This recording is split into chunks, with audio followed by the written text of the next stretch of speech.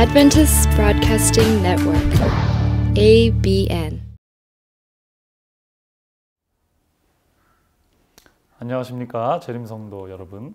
저는 예수라는 자유라는 주제로 여러분들과 이번 시리즈를 진행하게 된 윤영철 전도사라고 합니다.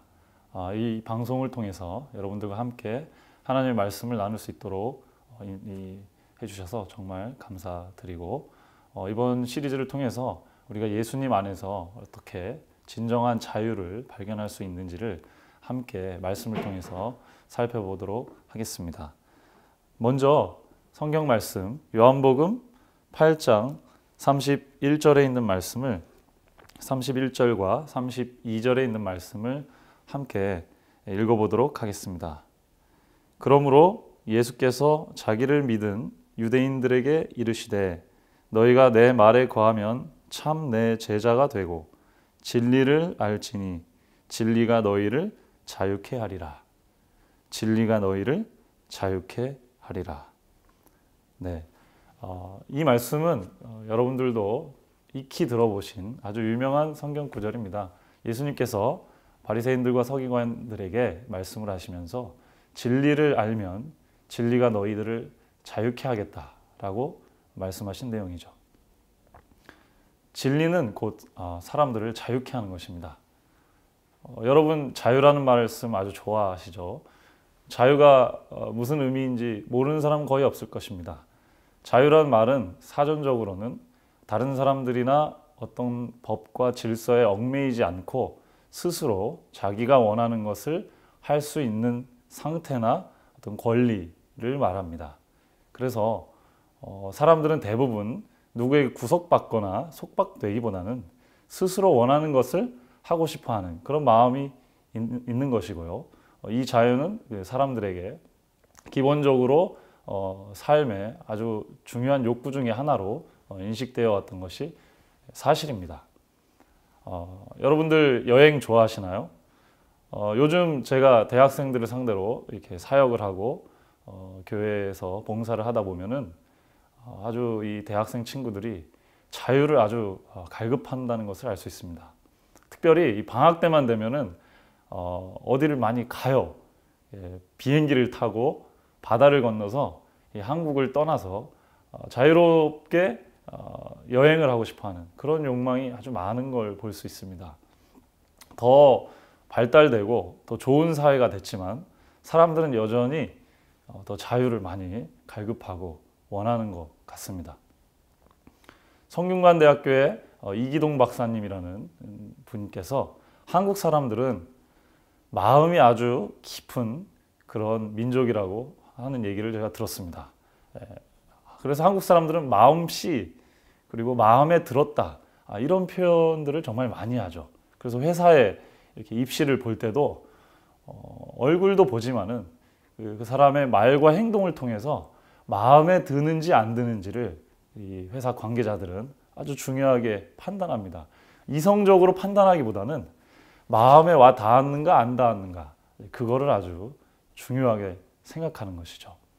한국 사람들이 정치에서 투표를 할 때도 그렇습니다. 그 사람이 마음이 어떻게 느껴지는지 그 사람의 모습과 행동이 자기 마음에 드는지 안 드는지 그걸 아주 중요하게 생각하는 민족인 거죠. 그렇습니다. 그래서 한국 사람들은 어떤 사람과 같이 있을 때 마음이 불편하면 같이 있고 싶어 하지 않고 또 마음이 즐거우면 또 같이 있고 싶어 하는 그런 민족이죠.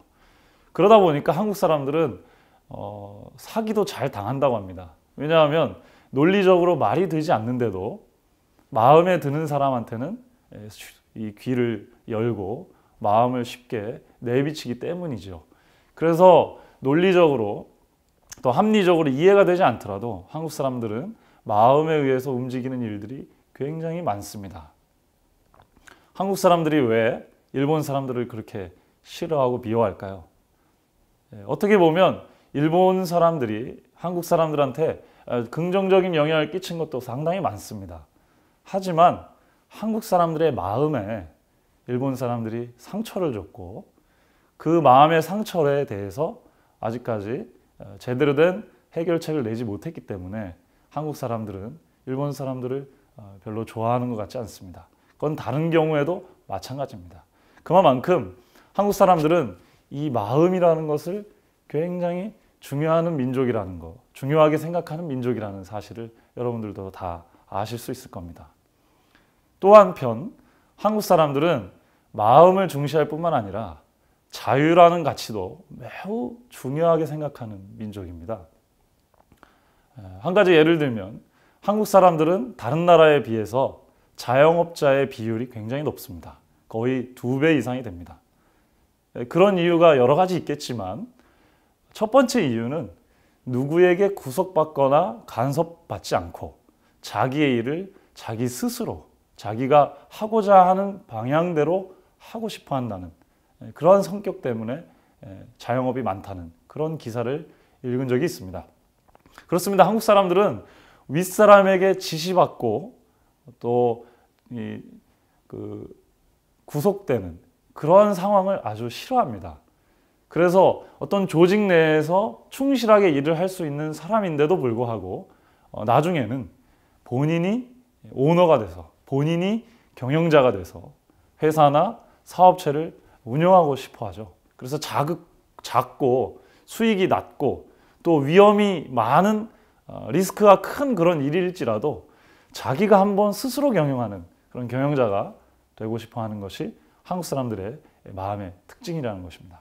그래서 한국 사람들은 여럿이 같이 모여서 조직을 이뤄서 일을 하는 것보다도 몇몇 사람들이 마음에 맞는 몇몇 사람들이 일을 하거나 혹은 그렇지 않으면 자기 스스로 혼자 일을 하는 것을 훨씬 좋아한다는 것이죠. 근데 처음에 말씀드린 한국 사람들이 마음을 중시하는 민족이라는 것과 한국 사람이 자유를 중시하는 민족이라는 것은 서로 연결이 됩니다. 왜냐하면 한국 사람이 자영업을 하고 싶어 하는 이유 중에 하나는 자기 마음에 원하는 대로 자기 사업을 하고 싶어 하기 때문이죠. 다시 말하면 자기 마음에 대한 중요성을 굉장히 크게 보고 자기 마음대로 하고자 하는 자유를 굉장히 중시하는 민족이라는 것을 알 수 있습니다. 다시 말하면 한국 사람들은 마음의 상처를 극도로 꺼리고 마음의 평안함을 굉장히 추구하는 민족이라는 것을 알 수 있다는 것이죠. 근데 이 한국 사람들뿐만 아니라 세상에 많은 사람들이 자유와 또 자기의 마음 상태의 평정을 굉장히 중시합니다. 그런데 역설적으로 한국 사람들은 마음의 평정과 자유를 잃은 경험이 굉장히 많죠. 그래서 더 자유와 마음의 평정에 관심이 많습니다.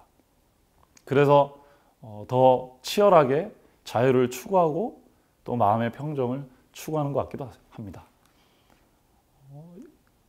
우리나라 사람뿐만 아니라 이스라엘 백성들도 사실은 굉장히 자유를 중시하고 또 마음을 중시하는 그런 민족이었다는 것을 알 수 있습니다.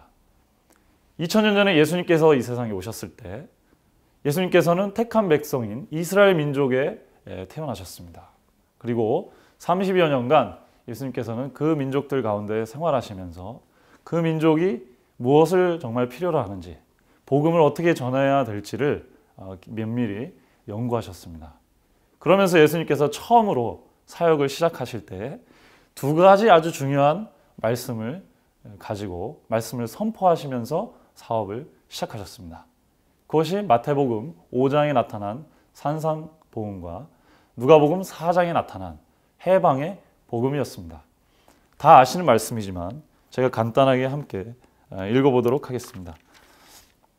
먼저 예수님께서 사역을 시작하기 전에 자기의 고향인 나사렛의 회당에서 처음으로 사업을 시작하시면서 선포하신 설교가 바로 누가복음 4장 16절로 20절에 나오는 말씀입니다.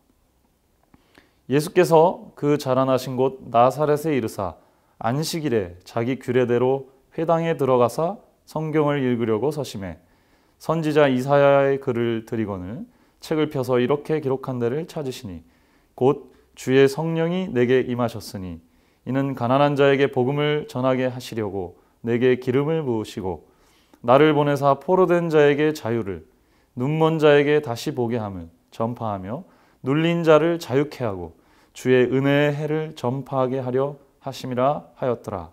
책을 덮어 그 맡은 자에게 주시고 앉으시니 회당에 있는 자들이 다 주목하여 보더라. 이에 예수께서 저희에게 말씀하시되 이 글이 오늘날 너희 귀에 응하였느니라 하시니라.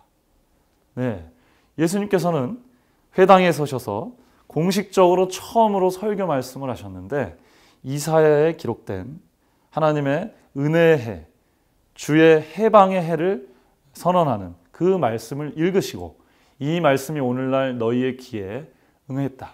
이 말씀이 이제 성취되었다라고 말씀을 하시면서 사업을 시작하셨습니다. 다시 말씀드리면 예수님이 설교하신 첫 번째 주제는 바로 자유였다는 것이죠. 예수님께서는 이스라엘 백성들의 해방을 그의 설교의 가장 첫 주제로 삼으셨습니다. 제가 오늘 이번 시리즈에서 예수님과 자유라는 주제를 선택한 이유도 바로 이것입니다. 예수님께서 30년 동안 이 땅에 사시면서 이스라엘 백성들의 마음의 소원을 유심히 관찰하시고 그들이 무엇을 가장 원하시는지를 아마 가장 잘 아셨을 것입니다. 그래서 구약의 여러 선지서의 기별 중에 자유와 해방의 선언문을 들고 처음 설교를 시작하시고 그것이 여러분들의 삶 속에 성취가 될 것이다 라는 말씀으로 예수님께서는 설교를 시작하셨던 것입니다. 이후 여러분이 가장 잘 아시는 대로 산상보훈에서 여러 제자들을 앞에 두고 감난산 위에 서셔서 예수님께서는 또 새로운 말씀으로 자신의 사업을 정립하셨습니다. 그것이 산상보훈입니다. 산상보훈은 마태복음 5장 3절부터 나오는 말씀인데요. 이렇게 시작합니다. 심령이 가난한 자는 복이 있나니 천국이 저희 것이며 애통하는 자는 복이 있나니 저희가 위로를 받을 것이며 온유한 자는 복이 있나니 저희가 땅을 기업으로 받을 것이요 의에 줄이고 목마른 자는 복이 있나니 저희가 배부를 것이며. 예수님께서는 사업의 시작을 자유의 선언, 해방의 선언으로 하시고 제자들이 모이고 사람들이 모이고 본격적으로 그분의 말씀을 시작하실 때는 산상수훈을 말씀하셨습니다. 여러분들이 아시는 대로 이 산상수훈은 심령이 가난한 자는 이라는 구절로부터 시작됩니다. 이 심령은 말 그대로 마음과 그 마음의 영을 뜻하는 것입니다. 이스라엘 백성들의 마음 상태를 예수님께서는 가장 잘 아시고 거기에 가장 심도 깊은 배려를 하셨던 것입니다. 시작은 자유와 해방으로 그리고 본론은 마음으로. 이게 예수님의 사역의 두 기둥이었습니다. 저는 오늘날 한국에 있는 성도님들의 마음에도 이 기별이 필요하지 않나 그렇게 생각이 됩니다. 만약에 2013년 이 해 예수님이 우리 가운데 오신다면 무슨 말씀을 하실까? 곰곰이 제가 고민을 해보면 바로 이 말씀을 하시지 않을까라는 생각을 하게 되었습니다. 오늘날 우리 성도님들의 마음이 정말 자유롭습니까? 오늘날 우리 재림교회 청소년들 여러분의 마음이 상태가 정말 자유롭습니까? 심령이 가난하지는 않습니까? 마음이 아프지는 않습니까? 또 마음이 고달프지는 않습니까? 또 외롭지는 않습니까? 혹은 우리의 마음이 어떤 것에 꽉 매여 있지는 않습니까? 그래서 오늘 저는 여러분들에게 우리의 마음의 자유를 주실 예수님을 소개하고자 하는 것입니다. 예수님은 우리 마음에 자유를 주러 오셨습니다. 성경에 나는 곧 길이요 진리요 생명이니 라고 말씀하셨습니다. 예수님께서는 곧 본인을 진리라고 설명하셨습니다. 그리고 아까 읽었던 요한복음 8장 31절에는 예수님이 진리를 알면 그 진리가 너희를 자유케 하겠다라고 말씀했습니다. 해방시켜주겠다 그렇게 말씀했습니다. 마음을 중시하는 한국인으로서 마음에 상처가 많은 현대인으로서 이 말씀은 정말 귀한 말씀이 아닐 수 없습니다. 오늘 우리 마음이 혹은 어떤 분노와 상처와 원망에 사로잡혀 있든지 혹은 다른 여러 가지 일들로 인해서 마음의 상처와 또 좌절과 절망이 가득 차 있다면 예수님이 필요하다는 증거입니다. 오늘 이 시간 이 자리에 예수님이 계시다면 바로 이 말씀을 듣는 성도 여러분의 마음에 자유를 주기를 가장 갈급하실 거라고 저는 생각합니다. 우리 청소년들에게 예수님이 해방시켜주는 구세주가 되었으면 저는 참 좋겠습니다. 그리고 성도님들의 가정과 마음을 해방시켜주는 분으로 예수님이 모셔졌으면 정말 좋겠습니다. 한국 사람만큼 마음의 자유를 원하는 사람도 없습니다. 너무나 많은 스트레스를 안고 살아가는 민족이 바로 한국 민족입니다. 이 한국 민족이 그래서 이렇게 예수님을 애타게 찾고 새벽마다 기도하고 있는 게 아닌가 생각됩니다. 그런데 물질이 풍성해지고 경제가 발전되고 또 여러 가지 할 일들이 많아지고 누릴 것들이 많아지면서 오히려 편리해졌지만 한국인들의 마음은 더 구속받고 억압된 게 아닌가 그런 생각이 드는 요즘입니다. 다시 우리는 예수님께로 돌아가야 될 것 같습니다. 그 예수님만이 우리 마음에 진정한 자유를 주실 수 있는 그런 분이시니까요.